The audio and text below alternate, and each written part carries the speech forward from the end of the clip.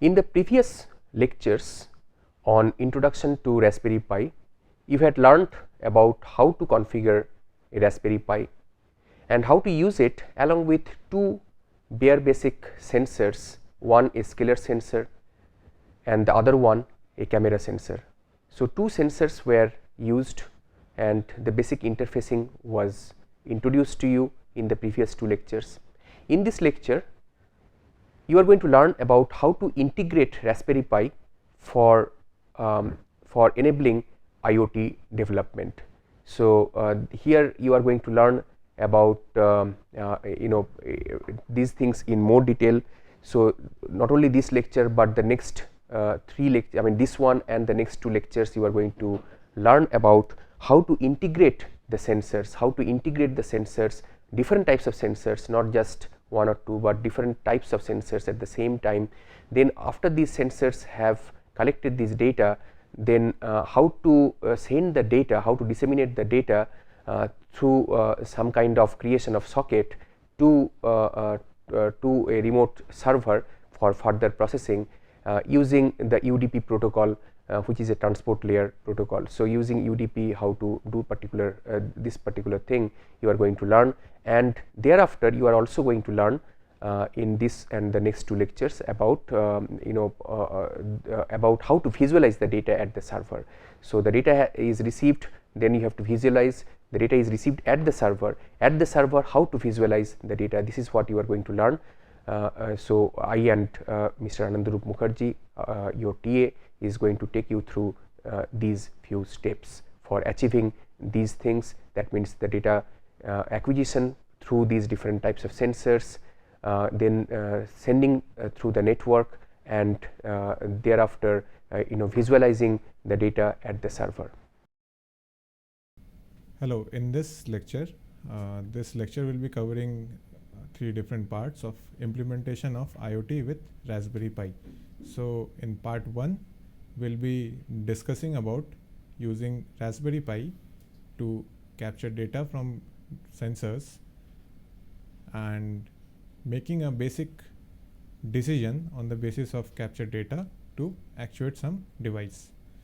So, first of all, to recapitulate, Internet of Things, it basically needs to create an interactive environment, and additionally it has a network of devices which are connected together. So, bringing these two together for this particular topic will get into the hands-on. So, another thing regarding sensors, as I've already learned by now and it has been discussed many times, sensors are electronic elements which convert physical quantity into electrical signals, or any measurable quantity into electrical signals, and sensors can be primarily analog or digital. Similarly, actuators are electromechanical devices, or they can be standalone mechanical devices also, and generally they actuate or convert energy into motion. So, mainly they are used for providing control motion to other components in a big system. So, in this, the system overview is as follows. Sensor and actuators are interfaced with the Raspberry Pi. Data is read from the sensor. The actuator is controlled according to the readings from the sensor, and the actuator basically which is connected to the sensor is being controlled from the readings, and this control mechanism will be showing a brief decision making loop which can be replaced by additional much higher end versions like machine learning, statistical learning, or even deep learning based methods. So, for this, the following are the system requirements. We are again using a DHT sensor, which is a digital humidity and temperature sensor. We are using a 4.7 kilo ohm resistor, a relay, some jumper wires, a Raspberry Pi, and a mini fan, which we are going to connect to the relay to show the effectiveness of our decision making approach. So, as you already know, this digital humidity and temperature sensor, it has got 4 pins. So, generally when you keep it like it is shown in this slide, from left to right, you number the pins 1 up to 4, and pin 1 is generally used for power supply. It ranges from 3.3 to 5 volt. Pin 2 supplies the data to the processor board to which this sensor is connected. Pin 3 is generally kept open, and pin 4 is connected to the ground. And this one is called a relay board. It is an electromechanical switch. So it has got 3 output terminals starting from left to right. So in this particular board, you can see there are actually 4 relays. This is a composite board consisting of 4 different relays. So you can connect 4 different devices to it. This single entity is known as one relay, and in electronics we call this a sugar cube relay. Generally you can find sugar cube relays ranging from operating voltages of 6 volts up to 12 volts. So as you can see, there are 3 terminals corresponding to each relay. So from left to right, the first terminal is designated NO, or normally open. The middle one is common, and the third terminal is known as NC, or normally closed. Now what we are about to attempt is a temperature dependent auto cooling system. So for this, the primary sensor interface with the Raspberry Pi is going to be using DHT. So we have already discussed and showed you the demos of how a DHT is connected to an Arduino board as well as a Raspberry Pi. So again, just to recapitulate, we connect pin 1 of the DHT sensor to the 3.3 volt power supply of Raspberry Pi. We connect pin 2 of the DHT sensor, which supplies data to the Raspberry Pi, to pin 7, and finally we connect pin 4 of the DHT sensor to the ground pin on the Raspberry Pi. However, it is to be noted, for this DHT sensor, this follows the BCM configuration of Raspberry Pi. So if you recall, Raspberry Pi has 2 configurations. We generally discussed with the board configuration. These 2 configurations are board and BCM. So board configuration we had discussed in the previous lectures. Now in this one, we will be mainly working using this DHT sensor in the BCM mode as specified by its manufacturer. Now additionally, the relay interface with the Raspberry Pi is as follows. We connect the VCC pin of the relay to 5 volt supply of Raspberry Pi. We connect the ground to the ground of Raspberry Pi, and the input signal to the relay is assigned to pin 11. And another point to remember is, when we are using relay, we are not using the BCM mode, we are using the board mode. So this pin number 11 is going to be according to board mode, whereas in the previous slide, this pin 7 is according to BCM mode. So both these modes will be used simultaneously. Now prior to beginning the programming part, like in Arduino, we installed an additional library for this DHT sensor. Similarly, for Raspberry Pi, we need to install an additional library from Adafruit, which basically supplied this sensor. So we are using this DHT22 sensor. First of all, in your Raspberry Pi, you need to install your Adafruit DHT sensor library using the following command. And a point to remember is, since you are using a Python based scripting, we are going to implement the DHT Python library. You may be able to find or come across DHT C libraries, DHT C++ libraries, but we are more interested in the Python library. So the first line is this git clone https. You follow this link and you press enter. You will see your Raspberry Pi terminal. It starts, if it is connected to the internet, it will start downloading this folder.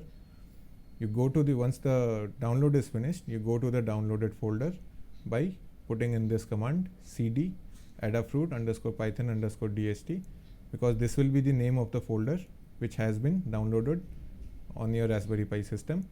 And remember, this is not the installation is yet to come. So after you go into the directory, you install the library by running this command sudo python setup.py install. So once your installation is successful, you can easily start creating your codes for DHT using Python and Raspberry Pi. So we have a sample DHT interfacing program with Raspberry Pi. First line starts off with importing the GPIO pins. So import rpi.gpio as GPIO. Then we import the time library for calling in the sleep function, which provides delays to our program. And then we import the Adafruit_DHT library, which we previously installed. Now the GPIO mode is initially set as board and warnings have been set to false. For the Adafruit, it automatically takes the board mode as BCM. So we are not explicitly identifying anything. So sensor equal to Adafruit_DHT.am2302. So this line has to be explicitly mentioned according to the documentation provided by the manufacturer, and then we just print a line to signify whether this sensor has been successfully initialized or not, and we assign humidity and temperature values from the Adafruit library function by using read_retry, and we name this sensor which we initially called and which is connected to BCM pin 4. In the next line, we print the temperature and humidity values iteratively. Not iteratively, we print this once, but we format it according to our needs. So this is the code which we just showed. On the right hand side, you can see the output. We created a Python file on the Raspberry Pi named iotsr.py. And once it is executed, it gathers data from the sensor, and you can see your formatted print line is temp equal to 26.1 Celsius and humidity is 65.9%. So we can zoom into the hardware circuitry now.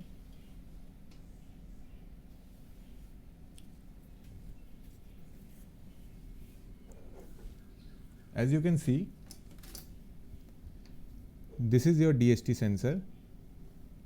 It is placed on the breadboard, and according to the configuration mentioned previously in this slide, we have connected the VCC, ground and the data pin to the appropriate pins on the Raspberry Pi board.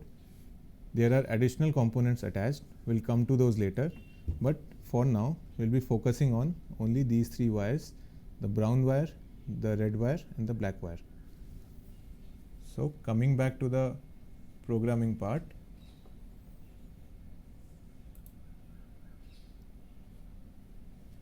I have remotely logged into the Raspberry Pi system.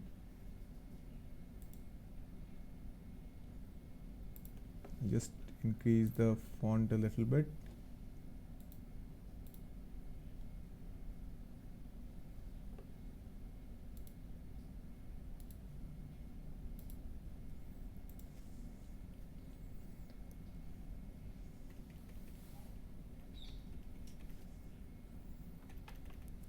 So using this terminal, I have actually logged into the Raspberry Pi. As you can see over here, pi@Raspberry Pi.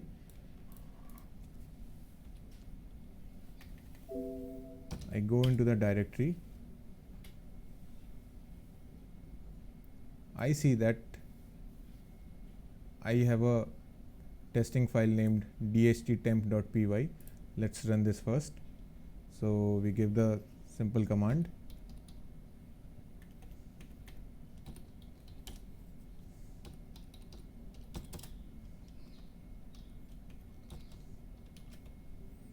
Python dhttemp.py. As soon as it is executed, it's a simple code to fetch only the temperature readings from the DHT sensor. So the temperature reading has been read as 25.0 degrees Celsius. Now we'll locate the IOTSR file. So we have our IOTSR file over here.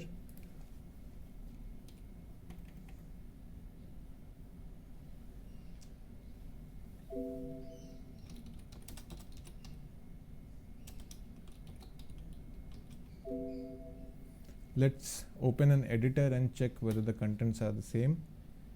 So we have imported the GPIO library, we have imported the time module, we have imported the Adafruit library we installed, we have set the board mode. Okay. So as I've told you before, the Adafruit dot read it write, this thing is pin is all by default set in BCA mode. So this pin number 4 is according to BCA mode. Whereas I've connected a relay, I'll come to that in the consecutive slides. I've connected a relay and it is connected to pin 11 according to the board mode.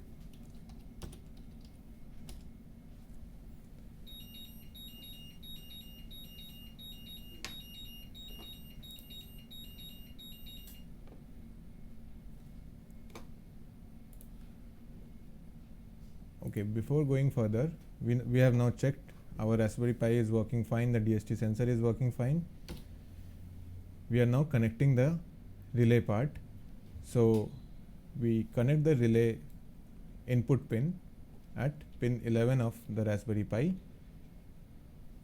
using board mode, and we put in a basic decision making loop that if temperature is greater than 20, it will print temperature greater than 20 and it will turn on the relay.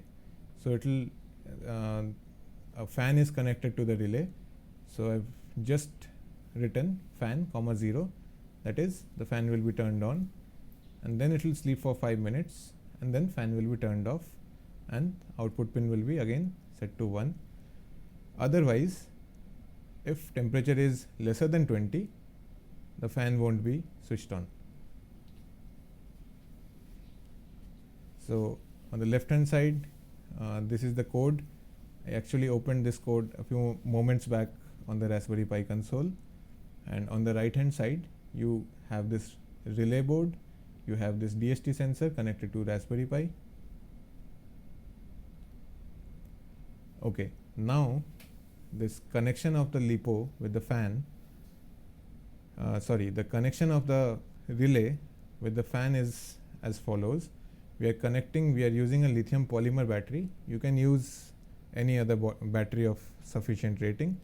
Since the fan we are using runs on 12 volt, we are using a 12 volt LiPo battery to operate the fan.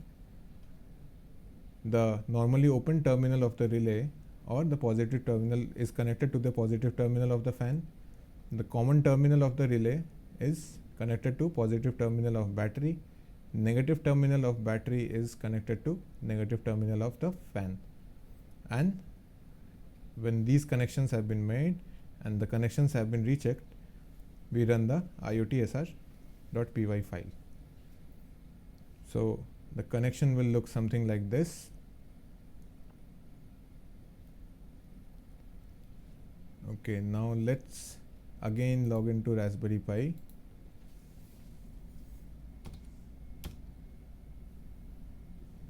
So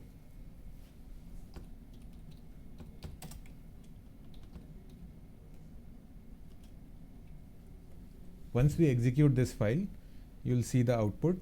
But prior to that, I'd like to show you. This is my Raspberry Pi. This was my DHT sensor giving me humidity and temperature readings. This is my relay board. This is a 4-channel relay board because you can connect 4 devices simultaneously. So this one unit is known as a relay. This single unit is called a sugar cube relay. As you can see, it has got 3 terminals, normally open, common and normally close. And we have this small fan over here which is connected to a LiPo battery, 3-cell LiPo. So again back to the terminal, we'll execute the code now. So as soon as the code is executed, it gives a reading of temperature is 25.2 degrees Celsius and humidity is almost 76%. Now the decision making loop has detected that the temperature is greater than 20, so it turns on the fan, and after that, after 5 seconds, the fan is turned off. So this can be modified by modifying the loop, and instead of using a normal if-else loop, we can go for if-else loop or a normal rule-based decision making. We can obviously go for various machine learning based approaches. The only condition being that you need a lot of data, historical data, to predict the next action. So if we again focus on the circuit, I'd like to show, when I run this program again, if you pay attention to the fan and it is connected to this relay board, as soon as the program is executed and if the relay is turned on, there will be a light blinking against the corresponding relay to which the fan is connected to this relay. So you see, it has detected the temperature is greater than 25. The relay has been turned on.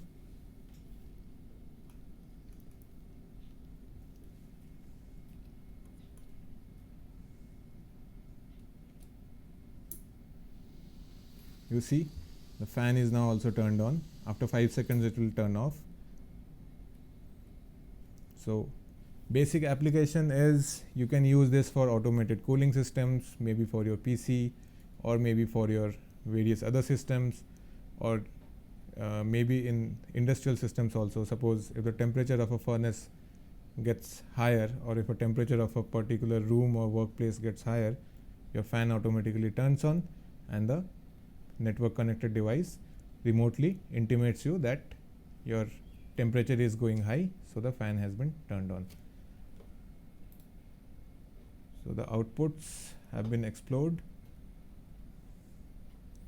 I hope this gave you a bit of learning experience. We'll cover other things in details in our next slide. Thank you.